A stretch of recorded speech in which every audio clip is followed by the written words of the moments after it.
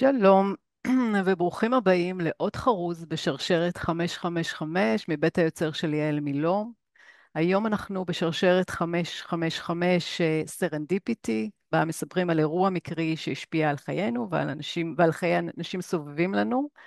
והמתכון לסרנדיפיטי הוא מבית היוצר של דוקטור תמרה טילמן, המעבדה לפוטנציאל האנושי שממוקמת בבוסטון, והאקסלורטור ההליכה שמלמד על הפוטנציאל האנושי ועל פילוסופיית יקום מקביל. אז יש לי העונג להכיר לכם היום את דפנה אבן, שהיא אישה של גם וגם. היא אשת חינוך, היא מנהלת בית ספר, היא מנחת קבוצות ומדריכת הורים, וגם אוהבת לעשות יוגה.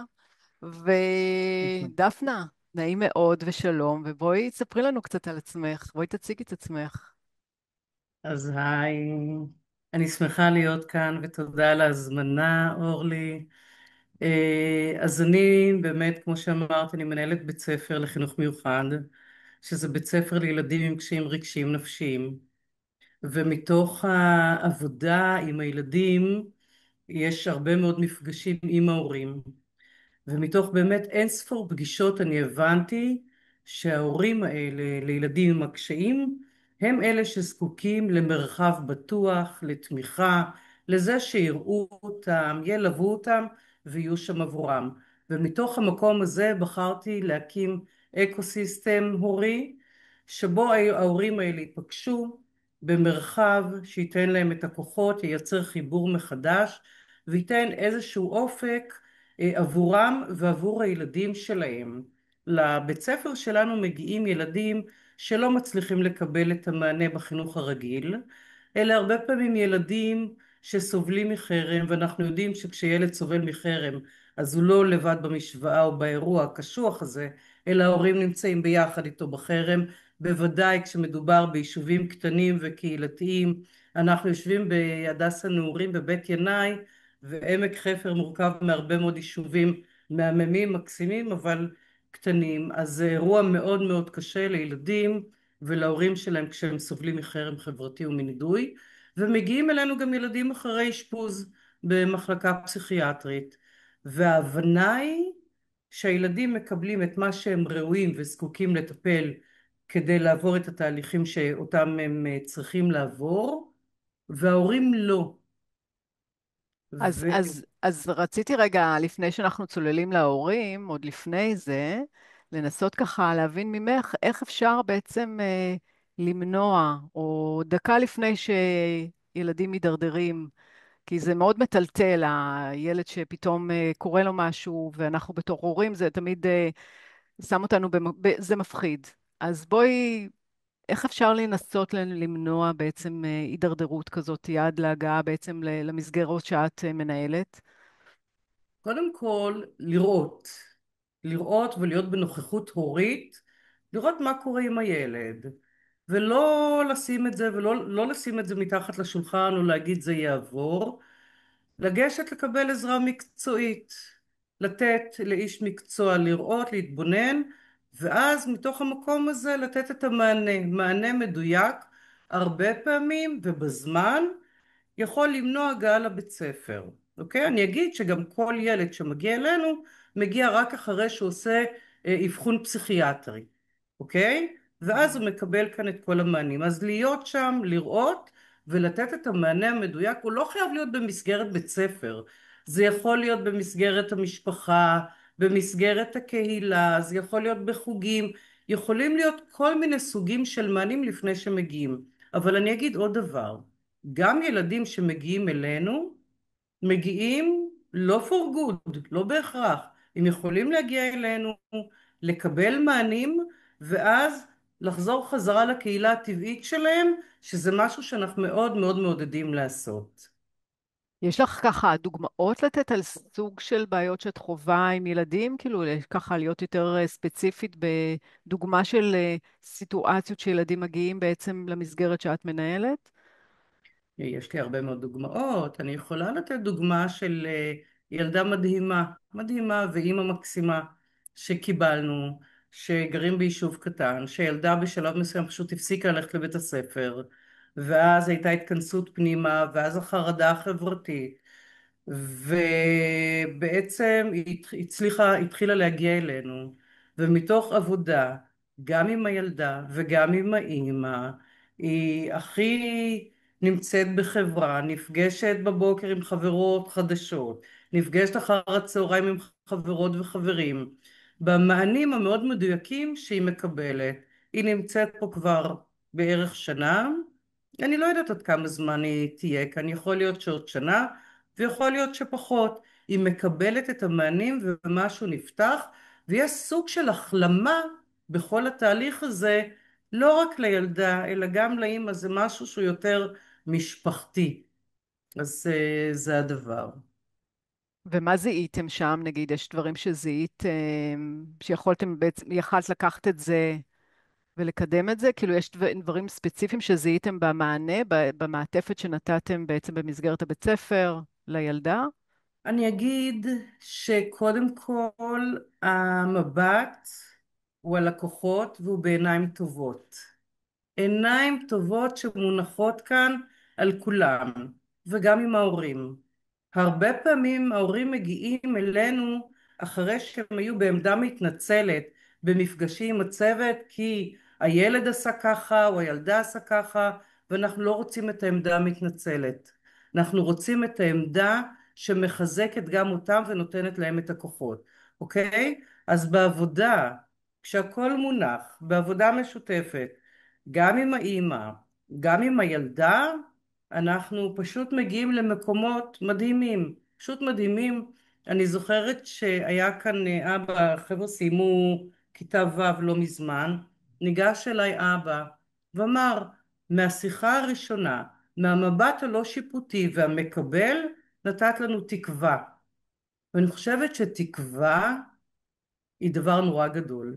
היא גדול עבור ההורים, היא עבור הילדים, ואנחנו, ואני אדבר עליי עכשיו, מגיע מקום של אמונה שבאמת הכל אפשרי, ואני מאמינה שההורים האלה צריכים את התקווה וצריכים שיהיה להם אופק. אחד המקומות הקשים שאני חוויתי זה כשהורים אומרים לי, העיקר שהיום יעבור בשלום.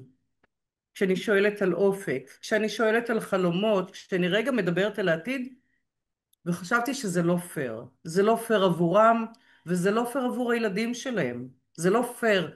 אני חושבת שכל אדם, כדי לחיות רגע חיים עם משמעות, צריך שיהיה לו איזשהו אופק, שיהיה חלום, ובוודאי שיחזיק תקווה.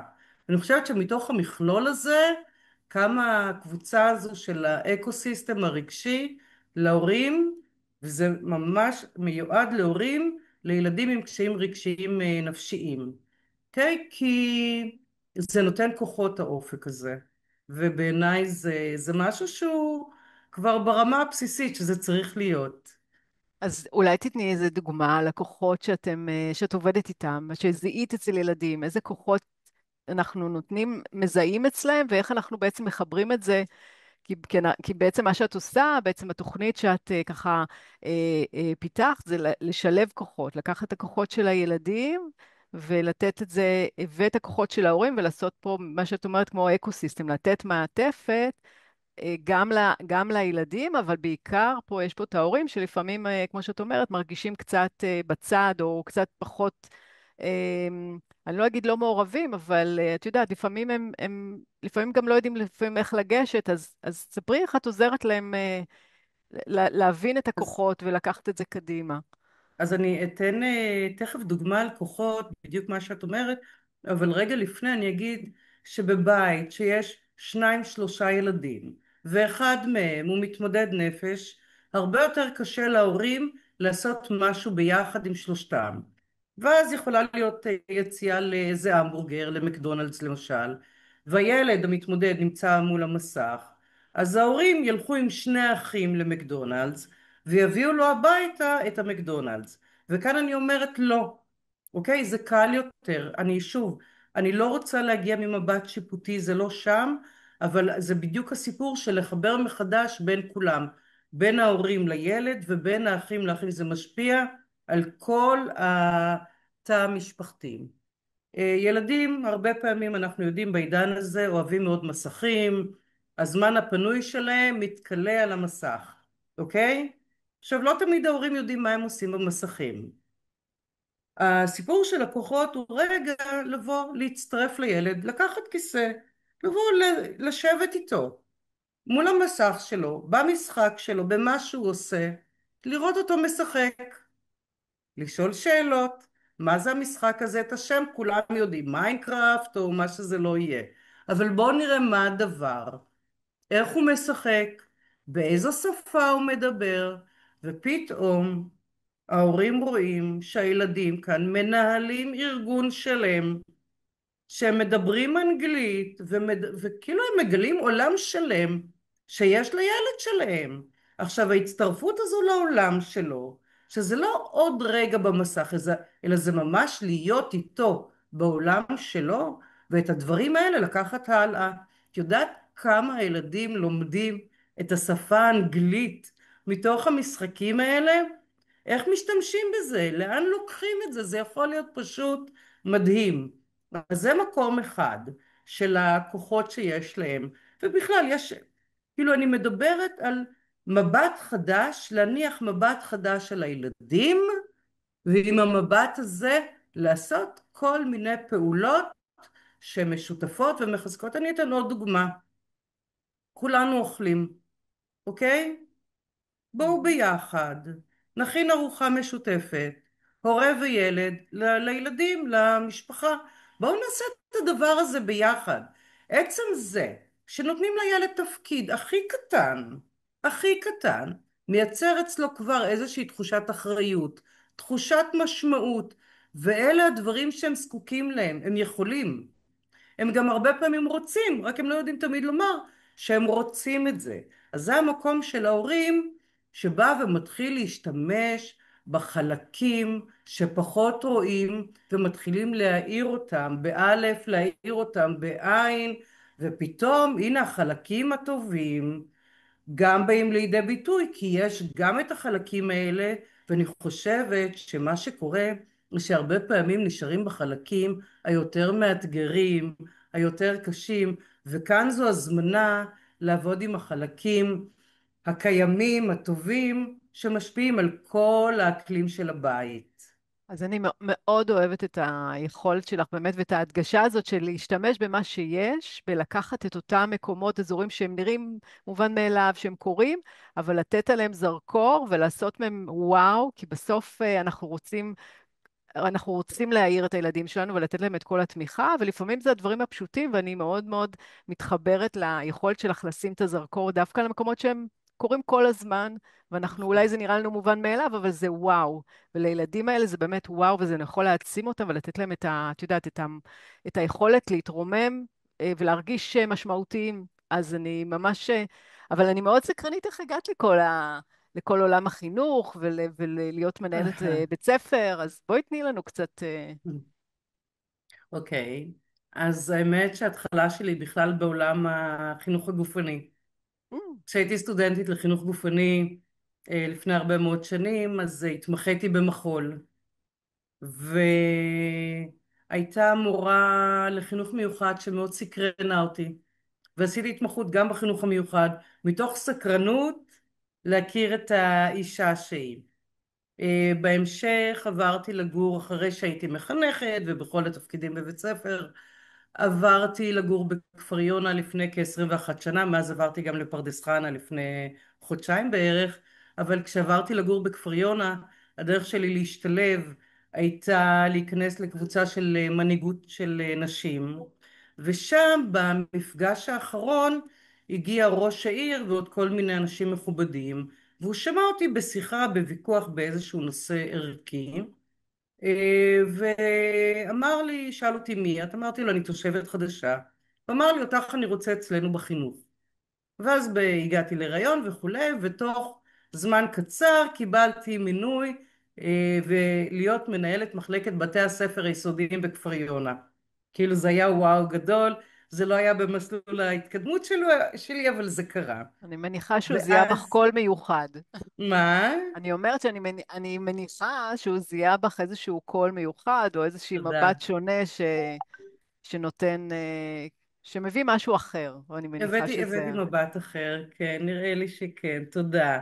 ואז במשך 10 שנים עשיתי את התפקיד הזה, כשחלק מאוד משמעותי מהתפקיד היה להיות יושבת ראש של ועדות השמה, מה שנקרא היום ועדות אפיון וזכאות, ושם פגשתי את האוכלוסייה של החינוך המיוחד, עם המשפחות שלהם, את התהליכים שהם עוברים, והרגשתי ששם אני רוצה להיות. איזושהי תשוקה ככה שפגשה אותי, המקום הזה שהרגשתי שאני יכולה לעשות טוב. ואז פניתי לקולגה, ומכאן הכל היסטוריה, מכרז, מינוי וכולי, ואני מנהלת היום כבר 7 שנים את הבית ספר הזה. אני מאוד אוהבת את מה שאני עושה, ואני חושבת שזאת זכות גדולה עבורי, וזה העולם שלי. אני עוסקת המון המון בנפש האדם, זה מרתק, זה מסקרן, זה ממלא, אה, וזה וזה מקום זה שאפשר לעשות בו שינויים. אנחנו עדיין מאמינים מאוד. שהנפש היא ניתנת לשינוי, היא לא סטטית, מה שנקרא. אני חושבת ו... שכאן, אני מסכימה, אני חושבת שכאן אנחנו מאוד מיטיבים עם כל מי שנכנס בשערי בית ספר, ואני אגיד שבשונה גם מבתי ספר רגילים, כשתלמיד או תלמידה מתקבלים לפה, אז למעשה כל המשפחה מתקבלת, כי יש כאן עבודה גם עם המשפחה וגם עם הבית. עכשיו, מתוך אין ספור מפגשים עם ההורים, החלטתי שאני הולכת ללמוד הדרכת הורים.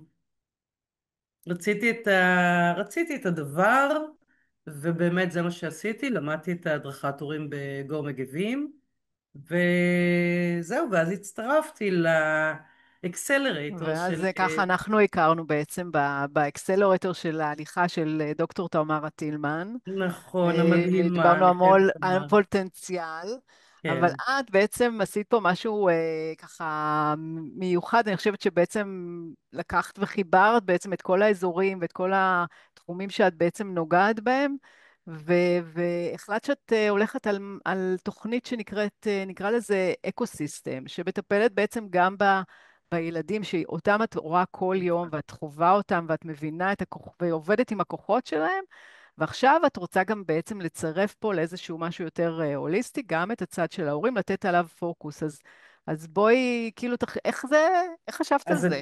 אז זהו, אז אני אגיד קודם כל שהקרדיט הוא לדוקטור תמרה טילמן. אני הגעתי אקסלרייטור ממקום של סקרנות, ובאתי ושיתפתי אותה, אמרתי לה, תראי, אני מנהלת בית ספר לילדים עם קשיים רגשיים נפשיים, אני מדריכת הורים, אני מנחת קבוצות, אני עושה כל דבר בנפרד מצוין, אוקיי? אבל אין את החיבור, ואז היא אמרה לי, יש לי, ואז נולד הרעיון, וכשהיא דיברה על זה, הרגשתי בגוף שזה וואו, זה הדבר שהייתי זקוקה לו. ומאותו רגע כאילו הייתי בהיי כזה של מלא ימים של הליכת טילמן עם כל השאלות, ובניתי את הסדנאות, וזה היה לי מדהים. אני מרגישה שזה הדבר הנכון, אני מרגישה שזה עונה על צורך שקיים, שעוד אין לו מענה בשוק, או אין לו מענה עדיין, בטח לא בדרך שבה אני בניתי את האקו סיסטם הזה של ההורים. אני אוהבת את זה, אני מתפעלת מזה, אני עפה על הרעיון כי אני מרגישה שזה מדויק, אני מרגישה שזה נכון, ואני בעיקר מרגישה שצריך את זה, אז בואי שאנשים... תני לנו תני איזה דוגמה או שתיים שאת רוצה, כאילו שחלק מהתוכנית שאת עושה, ואת בעצם, יש לך את השלבים וחילקת את זה, תני לנו קצת לטעום איך את הולכת לעשות את זה. איך... אוקיי, אז קודם כל בניתי תוכנית של 12 מפגשים, כשבכל מפגש אנחנו יושבים בקבוצת הורים, ואני מדברת על הורים באמת ברמה של קבוצה שיהיו ביחד, שיחלקו, זה לא בהכרח להביא אירוע שקרה ובואו נטפל בו, זה אני עושה בהדרכת הורים פרטנית, אבל שם אני עושה את הגם וגם. כאן אני מדברת על דברים, בדיוק כמו שאמרת קודם, הדברים נמצאים בשגרה. בואו נצטרף אל הילדים או ניקח אותם אלינו לאירועים שהם לא יוצאי דופן, ונעשה איתם משהו. אם נתתי קודם את הדוגמה של המסך, אז אני יכולה לתת דוגמה נוספת, של בואו נצא רגע לטיול של 20 דקות, בלי טלפונים, בלי המסכים. בואו נהיה הורה וילד וילדה, הורים ילד, נעשה טיול, נצא רגע לטבע. הרי כולנו יודעים שהעשרים דקות הליכה הזו בטבע פותחת ופותחת ופותחת, ואז קורים כל מיני דברים, קורים דברים טובים, קורים חיבורים. אני אקח עוד דוגמה, משחק רצפה. משחק רצפה הכי פשוט, הכי קל. בואו נשחק ביחד, נעשה את זה, ואני אגיד שבכל הפעולות האלה, שאין בהן שום דבר שהוא חריג, יש המון הזדמנויות לעשות חיבור מחדש, להדק את הקשר ממקום שהוא מקום טוב, מקום מיטיב, ולא מקום של עוד התמודדות ועוד אתגר ועוד משהו. אז אני מדברת על כל מיני סוגים של פעולות, כשההורים חולקים, ההורים משוויצים בתמונות, שזה כיף גדול, גם התיעוד הזה, ואז מגיעים מחוזקים גם הביתה, מחזקים את הילדים, וזה הסיפור. זה הדבר בעיניי, אני ואני חושבת שזה דבר גדול. מאוד גדול. אני חושבת תודה. שאת עושה משהו שאני מאוד מתחברת ליכולת שלך לראות את האפשרי, את מה שכן אפשר לעשות בתוך כל הסיטואציה שלפעמים היא פחות נעימה ואנחנו פחות יכולים להכיל אותה, אבל רגע כשלוקחים את אז, ההורים ושמים אותם רגע ונותנים להם ומראים להם את היכולת של מה כן קורה ואת הדברים הטובים בתוך הדבר הזה, אז אני מאוד מתחברת, כי גם אני באופן אישי אז אוהבת אני מאוד בדיוק לעבוד רוצה ככה. לדבר עלייך, כי בדיוק הסיפור של זה אפשרי, מתחבר לי איתך דווקא, שממקום של קושי פתאום את אומרת, אוקיי, אבל יש אפשרויות, ואני אשמח רגע, אורלי, שאת תשתפי אותנו במקום שלך. אז אני באופן כללי הגעתי לאקסלרטור כחלק מהרצון שלי, אני מעצבת תכשיטים, אבל מצאתי את היכולת בעצם לייצר תכשיטים שהם יהיו עוגן ולתת איזשהו מקום לנשים, ללכת באופן יומיומי עם תכשיט שמזכיר להם זיכרון טוב או מחזק אותם ומעצים אותם. אני באתי לזה מתוך המקום שלי כמתמודדת עם נכות פיזית המון המון שנים. יש לי דלקת מפרקים שיגעונית, ואני למדתי בעצם, למדתי את הכוחות שלי, כמו שאני אשתמש בשפה של הכוחות שלך, אבל אני הבנתי את הכוחות שלי בגיל צעיר, ובעצם למדתי להשתמש ולהסתכל תמיד בכל המקומות על מה שיש, מה אני כן יכולה לעשות, ואת המה לא להשאיר בארון בבית, כי אם זה הכי פשוט, אבל אני אמרתי מה כן, כי היה מאוד חשוב לי באמת לזוז קדימה, וכשאתה אומר כן לאפשרות ואתה פתוח לדברים, אז את יודעת, ההזדמנויות והמקרים בחיים מגיעים, ואנחנו מקבלים מהם חיווי, וזה נותן לנו את הכוחות, וזה מעצים את מה שאנחנו, את יודעת, האנרגיה זורמת למקום שאנחנו מכוונים אליו. אז זה מאוד מתחבר גם למיקוד שאת עושה עם ההורים, ברגע שאת מכוונת אותם לאותם מקומות טובים, הם יקבלו, מה שנקרא, הם מתעצמים בעוד אנרגיה, וגם זה נותן להם כוח כדי לטפל בשוטף. זה כמו תמיד אומרים, כשאתה בתוך המטוס, המסכה הראשונה היא, שמים אותה על ההורה, כדי שהוא יקבל את האוויר, כדי שהוא יוכל לעזור לילד לידו, ו, ואנחנו עושות את זה כל אחת בעולמה שלה, אבל זה באמת החיבור, ואני אפילו אשמח שתשתפי, אני זוכרת שבאחד המפגשים באקסלרייטר סיפרת על איזשהו, אם נחזור לעולם הזה של סרנדיפיטי ועל מקריות, אז כן, שהיה לך איזה ככה אירוע מקרי בהליכת בוקר. אז אני אשמח נכון. שתשתפי. אז אני כבר אשתף, אני רק אגיד את מעוררת השראה בעיניי. תודה. הסיפור שלך מעורר השראה, והדרך שבה את בוחרת להתבונן ולעשות את הדברים זה מקסים, ואני לגמרי בונה על תכשיט, אנחנו עוד נדבר על זה לגמרי, אז תודה על זה.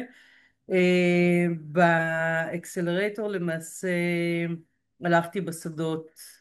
אני אמרתי, אני בדיוק עברתי לגור בפרדס חנה, וזו הייתה הזדמנות נפלאה עבורי להתחיל להכיר את האזור, וזה היה ללכת בשדות, וכל בוקר הלכתי בשדה וראיתי ונהנתי ונשמתי וכולי. ובוקר אחד, תוך כדי הליכה, אני רואה שם שלט שכנראה היה שם, כי עד היום הוא שם, וכתוב שם אני אוהב אותי. צילמתי אותו ושלחתי אותו לתמרה, ואז היא אומרת לי, אין מקרי, אין מקרי. המפגש הראשון עם ההורים צריך להיות בנושא של אהבה. היא אומרת, אנחנו מדברות כל כך הרבה על אהבה בכל מיני הקשרים, בכל מיני מקומות, אבל האהבה שם היא בעיניי לתת לה את המקום שלה, גם של ההורה את עצמו וגם של הילד את עצמו, זה סופר משמעותי וחשוב. והמפגש הראשון שלנו, שיפתח את כל הסשן של המפגשים, יעסוק בנושא של אהבה. אני לגמרי הולכת עם זה שאין שום דבר שהוא מקרי. שאין מקרה, כן, לגמרי. אני שזה היה מאוד מאוד, מקסים. כן, זה רק מחזק את זה שאנחנו אומרים שלפעמים הדברים הם שם, אבל זה אומר שאנחנו פנויים לראות אותם, אז המופעים שלהם מגיעים, וכשאת מכוונת מטרה, אז הדברים מגיעים, וזה בדיוק מתחבר ליכולת שלך לתת את התמיכה. עד היום את רואה את הילדים כמו שהם, והיום את אומרת, אני גם רוצה לשים זרקור על ההורים. אז זה מדהים, ואני מאוד. חושבת שבאמת הורים זקוקים לזה. הורים בסיטואציות מסוימות, זה יכול מאוד מאוד לחזק אותם, לא תמיד הם פונים החוצה, לפעמים קל באמת באותה מסגרת שכבר הילד נמצא, לקבל את אותו מענה, גם בצורה הוליסטית, כמו שאת אומרת, אני בונה אקו-סיסטם. אז נכון. אני ממש ממש שמחה שאת עושה את זה. אני חושבת שלמדתי להכיר אותך פה, היה לי מרתק מאוד, ולמדתי להכיר אותך ככה מכל מיני זוויות, וככה אני אשמח שככה תני לנו איזשהו סיכום ונקודות שאת אומרת לי עכשיו שמי ששומע אותנו ומתמודד עם הדברים, כי אנחנו יודעים שיש המון המון ילדים שמתמודדים עם כל מיני סוגים של בעיות, נכון? נכון. אמרנו, יש גם חרמות ויש חרדות חברתיות, יש מלא חרדות. מלא דברים. ככה, אם היית יכולה לתת איזשהו טיפ, שתיים, משהו שאפשר לתת איזה כלי כזה, שהורה ששומע יכול לקחת את זה הלאה, מה היית אומרת לו? אני רוצה להגיד, אחד, לא להישאר עם זה לבד. יש משהו בלחלוק, בלשתף, בלהתמודד ביחד, ולהבין שאנחנו, ובדיוק כמו הסיפור של המסכת חמצן במטוס, צריכים לעזור רגע לעצמנו, להיות עבור עצמנו, כדי שנצליח להיות עבור הילדים שלנו. אז אני חושבת שזה סופר משמעותי וזה קריטי, ולחפש באזור איפה אפשר לקבל תמיכה, איפה אפשר לקבל ליווי והדרכה, כי הקושי כבר קיים, אוקיי? בואו נראה איך אנחנו עוזרים להורים במקביל לעבודה עם הילדים, כי הילדים את המענים מצליחים לקבל בתוך המסגרות שהם נמצאים, אבל ההורים זקוקים בעצמם לעזרה הזו. אני אגיד גם שלצערי הרבה פעמים זה מפרק משפחות, אירוע כזה בחיי משפחה.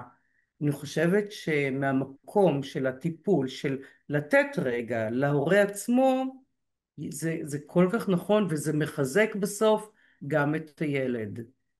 אוקיי? לא לשים את עצמם מאחור, לא להגיד שכשהילדים יגדלו, עכשיו, זה הזמן, תשקיעו בעצמכם, תנו לעצמכם את כל המשאבים ותגלו גם את המשאבים שהם קיימים, אבל תנו להם רגע את המקום שלהם ותנו לעצמכם בעיקר. אני מאוד מאמינה בזה בכלל, לא רק בהדרכת הורים, אלא בכלל כתפיסה שאנחנו צריכים להיות עבור עצמנו, וכשאנחנו עבור עצמנו, יש לנו הרבה יותר משאבים וכוחות לתת לכל מי שבא איתנו במגע. אז לגמרי. אני זו תמיד תפיסה. אומרת שזה שני חלקים שהם יותר מהשלם הגדול. כן, אנחנו לוקחים שניים ואנחנו מחברים, ואת עושה פה, נקרא לזה סימביוזה, לא תמיד בתוך משפחה יש את היכולת הזאת לחבר, אבל צריך לפעמים לעזור וצריך להסכים לקבל את העזרה הזאת ולחבר כדי ליצור שלם אחד גדול, כי ביחד אנחנו עושים יותר ונותנים ותומכים אחד בשני, וכמשפחה זה תמיד משהו מאוד מאוד חשוב. אז אני ממש ממש מודה לך. היה לי מרתק, ושמחתי להכיר, תודה גם לך, תודה רבה. ו... תודה על ואני ממש המפגש, על אשמח השיח. לשמוע על ההתפתחויות בתוכנית. אז אני אשמח לשתף, ואנחנו עוד נדבר על תכשיט עבורי. אז תודה רבה על זה. תודה. תודה גדולה.